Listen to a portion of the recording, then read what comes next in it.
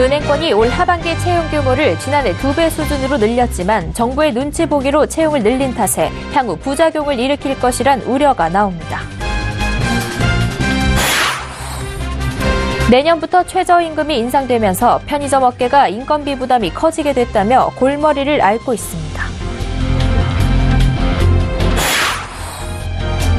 올해로 18회째를 받는 중소기업 기술혁신대전이 열렸습니다. 4차 산업혁명을 선도하는 중소벤처업계 혁신기술이 한자리에 모였습니다.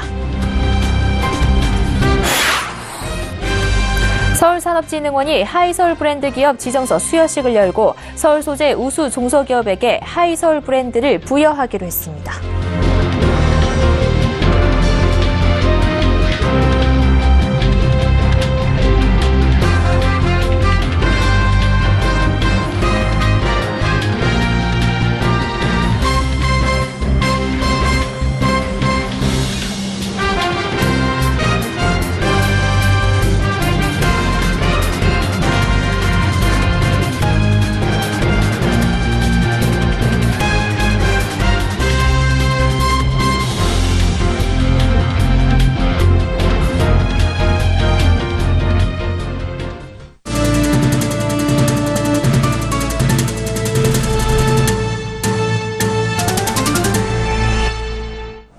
시청자 여러분 안녕하십니까? 센 경제 현장 양한나입니다.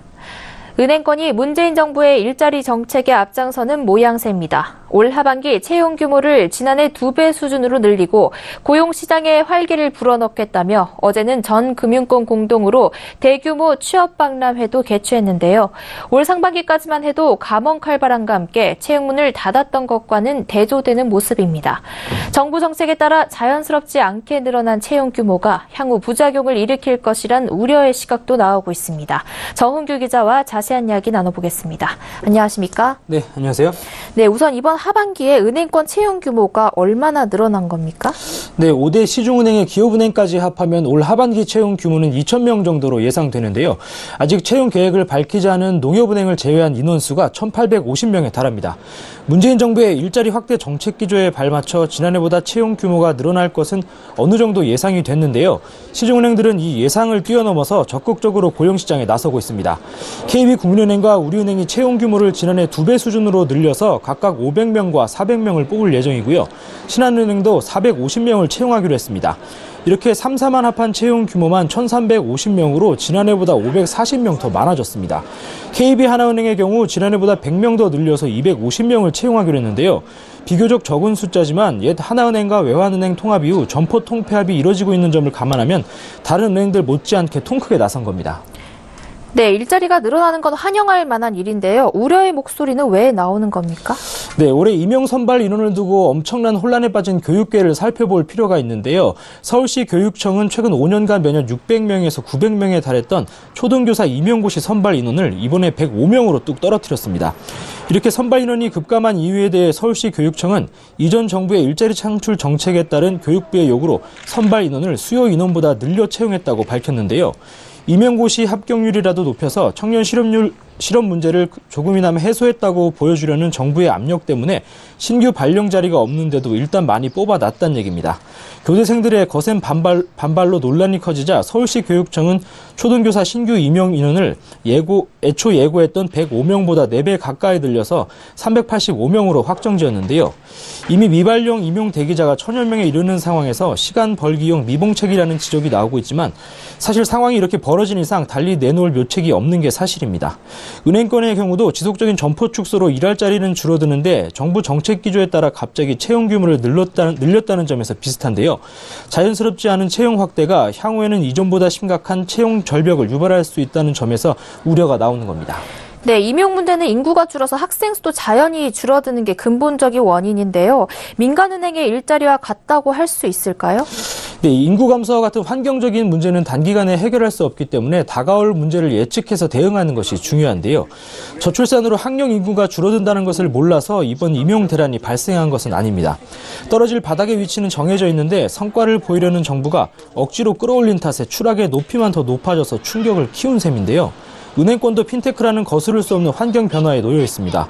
대부분의 금융거래가 스마트폰이나 PC로 가능해지면서 점포를 찾아오는 손님은 계속 줄어들고 있는데요. 이 때문에 지난 몇 년간 은행들이 점포와 직원 수를 단계적으로 줄이면서 이 같은 환경 변화에 대비해 체질을 바꾸기 위해서 노력을 해왔던 겁니다. 올 하반기라고 해서 딱히 이 같은 상황에 변화가 생긴 것도 아니고 인터넷 은행의 등장으로 앞으로 점포 축소는 더 가속화할 가능성이 큰데요. 그런데도 지난 몇 년간 희망퇴직으로 직원들을 내보내던 명분은 어디로 사라지고 은행들이 새 정부 정책 기조에 맞춰서 일자리 창출만 외치고 있는 겁니다.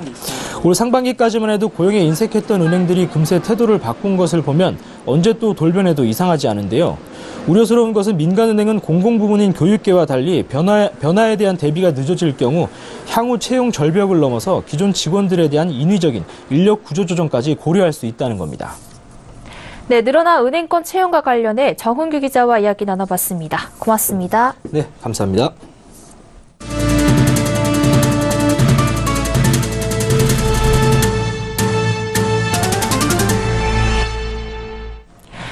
내년부터 최저임금이 인상되면서 편의점 업계가 골머리를 앓고 있습니다. 이에 공정거래위원회는 심야 영업을 줄일 수 있는 대책을 내놨는데요. 점주들은 일단 심야 영업에 대한 자율성이 높아진 것에 대해 환영할 만하지만 인건비 부담은 여전하다며 시름입니다. 이보경 기자입니다. 내년도 최저임금은 7,530원, 올해보다 16.4% 인상됩니다. 특히 야간 근로에는 주간보다 1.5배를 더 줘야 하기 때문에 내년 야간 아르바이트 인건비는 4대 보험과 주유수당을 포함해 12시간을 일했을 때 월 300만 원에 달합니다. 여기에 문정부가 공약하고 있는 최저임금 1만 원 시대가 도래하면 야간 아르바이트의 인건비는 400만 원까지 올라갑니다. 이 때문에 편의점 점주들은 야간 영업을 점주의 자율에 맡겨야 한다는 주장을 하고 있습니다. 야간 영업을 하겠다 하시는 분들은 근처 점포들이 좀 문을 닫아줘야 야간 영업을 했을 때 좀 수익이 날 것이고요. 그리고 인건비 부담으로 장사가 힘드신 분들은 야간 영업을 안 하면 더 버틸 수가 있는 거죠. 서로 다른 길이에요, 이게. 이에 따라 어제 공정거래위원회는 현행 오전 1시부터 6시까지 6개월간 손실이 발생할 경우에 영업 단축을 요구할 수 있도록 돼 있는 기준을 개선해 심야 영업시간을 0시부터 7시 또는 1시부터 8시로 변경하고 6개월의 영업 손실 발생 기간도 3개월로 단축하기로 했습니다. 편의점주들은 우선 점주들의 입장을 반영해준 것이라며 환영하고 있습니다. 그렇지만 심야 영업 단축이 쉬워진다고 해서 최저임금 인상에 대한 인건비 부담을 덜 수 있는 것은 아니라는 입장입니다. 잡다한 비용을 없애줘 점주들이 인건비를 감당할 수 있도록 해야 한다는 겁니다. 특히 점주협회에서는 카드 수수료율 재조정, 3개월 전후 단기 근무자의 4대 보험료 및 주유수당 조정 등을 요구하고 있습니다. 편의점 본사들도 최저임금 인상에 점주들과의 상생 방안 마련을 위해 머리를 짜내고 있습니다. GS25는 9천억 원대 상생 방안을 내놨고 CU와 세븐일레븐도 올 연말까지 상생안을 발표하겠다는 방침입니다. 최저임금 인상 직격탄을 맞게 된 편의점업계의 시름이 깊어지고 있습니다. 서울경제TV 이보경입니다. 중소기업 기술 혁신의 중요성을 알리기 위해 중소기업 기술 혁신 대전이 열렸습니다. 4차 산업혁명을 여는 혁신 기술, 미래를 주도하는 기술 인재란 슬로건 아래 우수한 기술력을 갖춘 중소기업이 날개를 펼칠 수 있도록 혁신 기술을 공유하는 장이 마련됐습니다. 현장에 김혜영 기자가 다녀왔습니다. 올해로 18회를 맞이한 중소기업 기술혁신 대전. 이는 기술혁신을 통해 국가경제 발전에 기여한 중소기업을 발굴하고 혁신 기술과 제품을 전시하는 국내 최대 규모의 중소기업 기술 관련 전시회입니다. 4차 산업혁명과 일자리 창출의 주역으로 기술력을 갖춘 중소기업을 육성하기 위한 취지입니다. 미래 시대를 이끌어 나갈 혁신 기술과 기술 인재를 만날 수 있는 교류의 장이 바로 중소기업 기술 대전, 혁신 대전입니다. 중소기업들은 기술 혁신만이 우리의 일자리를 만들고 기업을 성장시키는 필수 조건이라고 생각을 하셔야 됩니다. 오늘 이 자리를 통해서 중소기업과 기술 혁신 그리고 기술 인재의 중요성을 다시 한번 느껴주시길 바라며 이번 행사에는 이낙연 국무총리, 최수규 중기부 차관, 중소기업인 마이스터고 학생 등이 함께 참여했습니다. 기술 혁신형 중소기업들이야말로 4차 산업혁명 시대의 청화가 될 것입니다.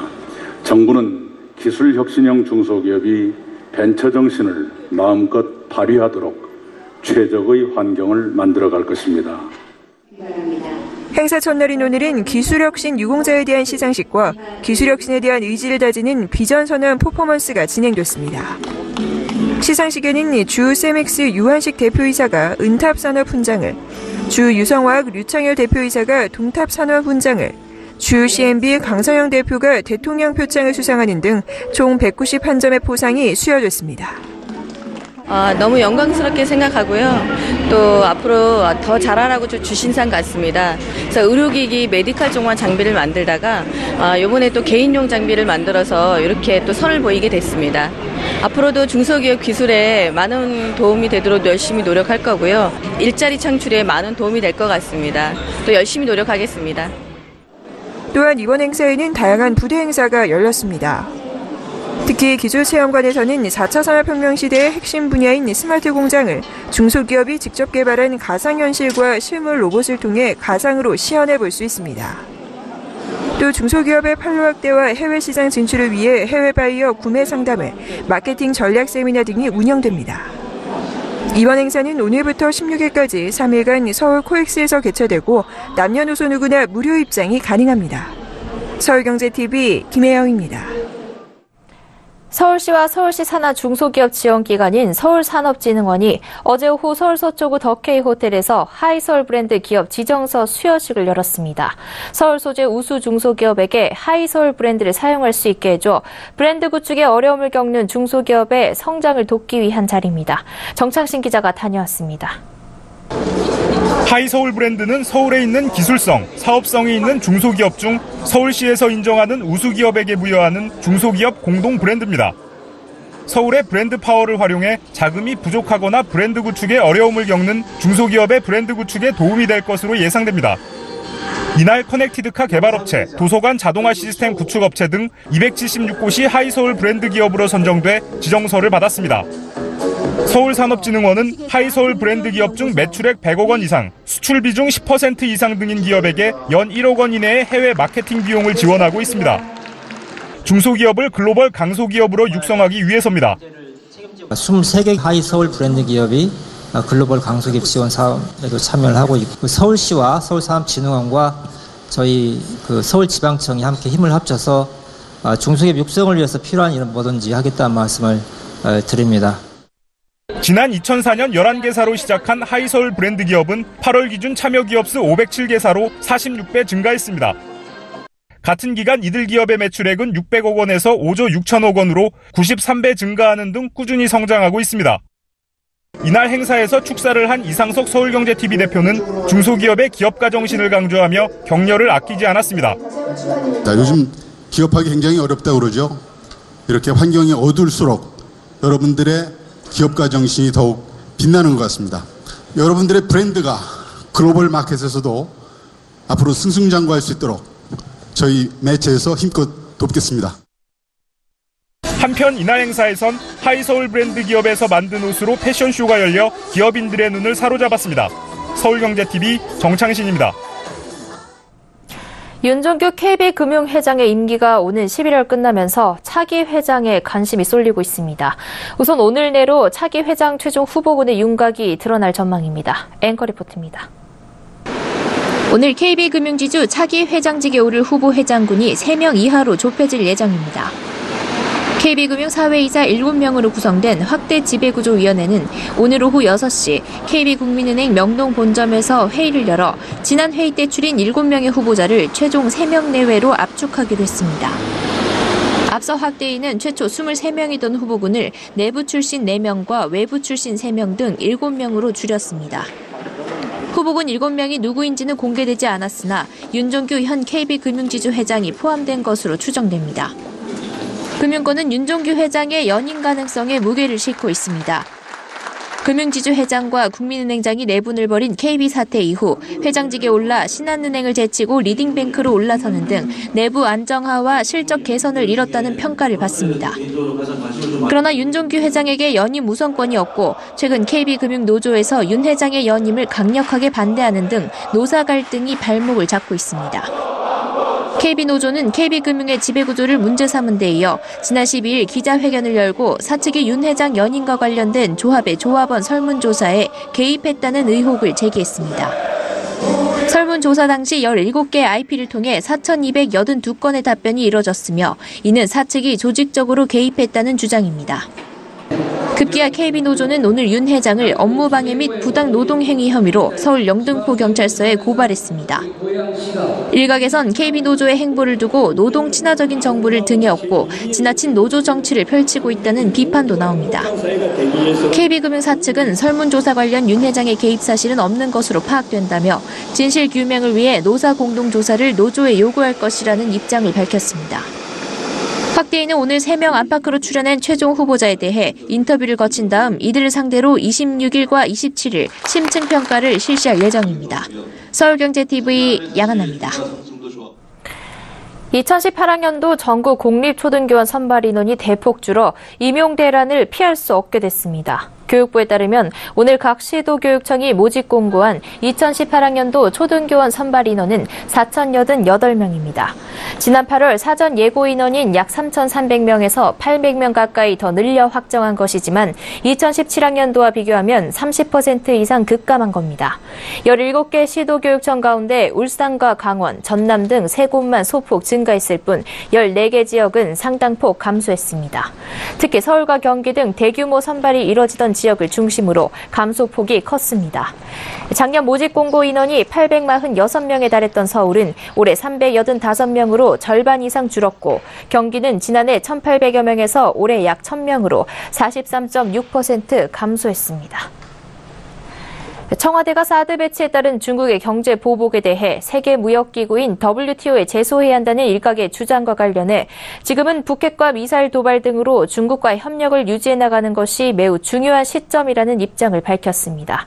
박수현 청와대 대변인은 오늘 춘추관 브리핑을 통해 한중 간 어려운 문제에 대해선 전략적 소통과 협력을 더 강화하며 해결해 나가고자 한다며 이같이 말했습니다. 이는 현 시점에서 사드 보복 문제를 이유로 중국에 대한 WTO 제소를 추진하지 않겠다는 의미로 풀이됩니다.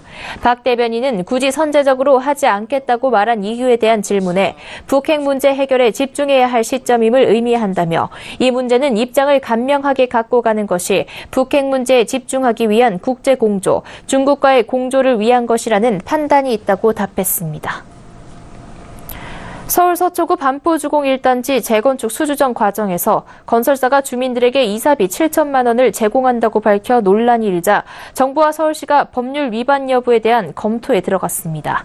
관건은 이사비 7천만 원 지원 공약이 도시 및 주거환경정비법상 시공사 선정 과정에서 조합원의 금품 수수를 금지한 조문과 상충하는지 여부입니다.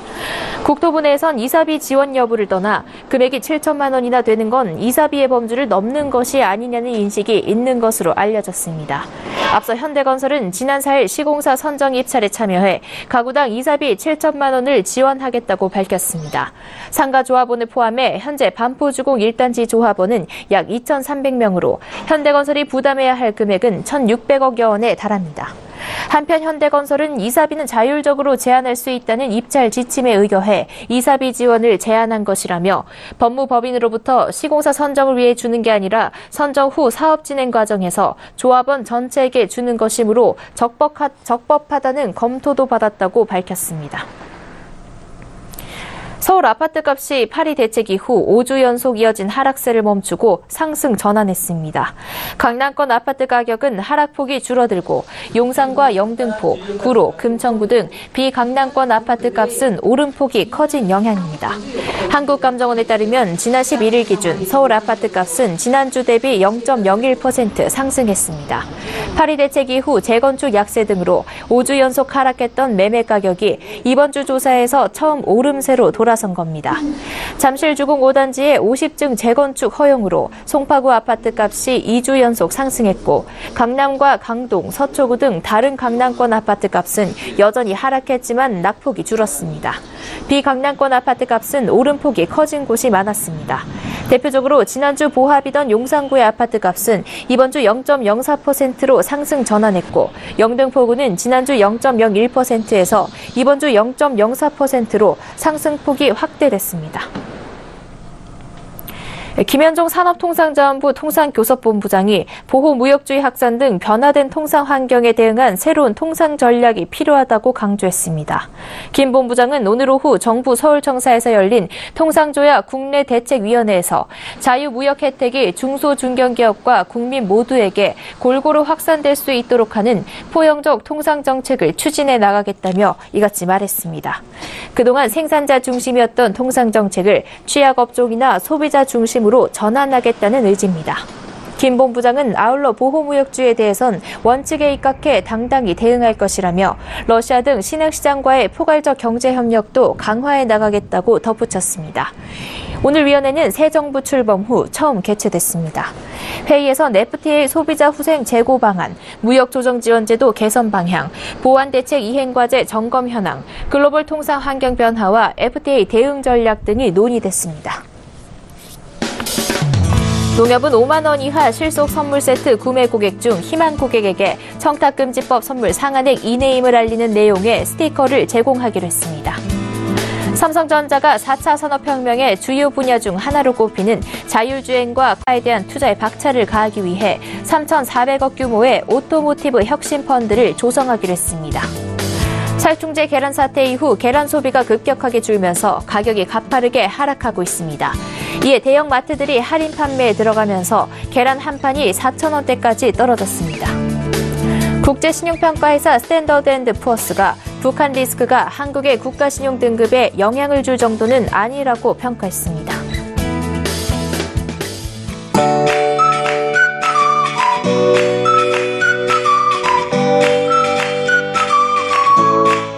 안녕하세요. K웨더 라이프스타일 예보 윤재양입니다. 금요일인 내일은 구름이 점차 많아지겠습니다. 제주도는 태풍의 간접 영향으로 오후부터 비가 내리기 시작하겠는데요. 18호 태풍 탈림은 현재 오키나와 서쪽 해상을 지나고 있습니다. 태풍의 눈이 또렷하게 보일 정도로 매우 강하게 발달했는데요. 앞으로 북동쪽으로 방향을 틀면서 주말 사이 일본 큐슈에 상륙할 가능성이 매우 높습니다. 제주도는 내일부터 태풍의 간접 영향권에 들겠고요. 제주도를 제외한 전국 대부분 지방은 내일 고기압의 영향을 받다가 점차 그 가장자리에 들겠습니다. 자세한 지역별 날씨는 나절 예보로 알아보겠습니다. 중부지방 점차 구름 많아지겠습니다. 아침 기온 오늘보다 조금 높겠고요. 낮 기온은 오늘보다 조금 낮겠습니다. 동해안 지방도 대체로 맑다가 낮부터 구름의 양이 늘겠습니다. 한낮에 속초 23도, 강릉 22도로 예상됩니다. 남부지방 구름 많아지겠고 제주도는 오후부터 비가 오겠습니다. 또 남해안과 제주도에 바람이 매우 강하게 불겠습니다. 제주 남쪽 먼바다에 풍랑경보가, 서해 남부와 남해 먼바다에 풍랑주의보가 내려진 가운데 물결이 최고 4m로 매우 높게 일겠고요. 강한 바람에도 유의하셔야겠습니다. 제주도는 토요일까지, 영남과 강원 영동 지방은 토요일과 일요일에 비가 올 것으로 보입니다. 그 밖의 지방은 구름만 많겠습니다. 날씨였습니다.